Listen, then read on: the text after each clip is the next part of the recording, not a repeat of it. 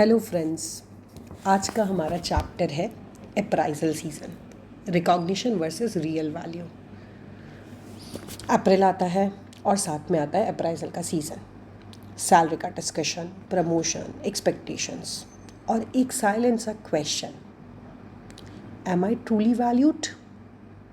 एक एम्प्लॉय ने पूरे साल डेडिकेशन से काम किया, late night, extra efforts, ownership. Appraisal के वक्त उससे एक्सपेक्टेड रेटिंग नहीं मिली। उसका पहला थॉट था, शायद मेरी वर्थ नहीं है। बट क्या ये सही है? एक परफॉर्मेंस रिव्यू ही क्या मेरी आइडेंटिटी का फाइनल ट्रुथ है? रिकॉग्निशन इम्पॉर्टेंट है, पर सेल्फ वर्थ को सिर्फ एक्सटर्नल वैलिडेशन पे डिपेंड नहीं होना चाहिए। हम सब कहीं ना कहीं नंबर्स, टाइटल्स, सैलरी बैंड्स और एप्रिसिएशन से अपनी वैल्यू मेजर करने लग जाते हैं। पर सच ये है, कंपनी हमारे रोल को इवेल्युएट करती है, लाइफ हमारी वैल्यू उससे कहीं ज़्यादा देखती है। अप्राइजल सिर्फ फाइनेंशियल ग्रोथ का मोमेंट नहीं है, ये सेल्फ रिफ्लेक्शन का भी सीज़न है। हमें अपने आप से पूछना चाहिए, क्या मैं सिर्फ रिकॉग्निशन चेस कर रहा हूँ या जेन्युइनली अपनी कैपेबिलिटी को बिल्ड ऑन कर रहा हूँ? क्या मेरी कंट्रीब्यूशन मेरी टाइटल से बड़ी है? क्या मैं ग्रोथ माइंडसेट के साथ काम कर रहा हूँ? रियल वैल्यू पता है कब आती है?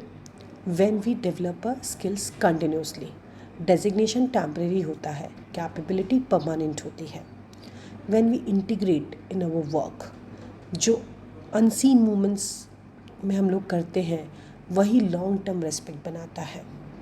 इमोशनल रेजिलेंस, हर रिव्यू फेवरेबल नहीं होता है, लेकिन स्टेबिलिटी हमारी ट्रू स्ट्रेंथ होती है।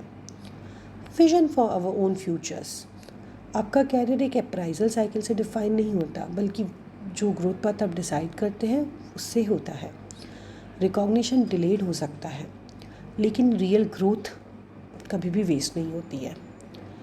सो अप्राइजल आपको सैलरी इंक्रीज दे सकता है, पर सेल्फ अप्राइजल आपको लाइफ अपग्रेड देता है।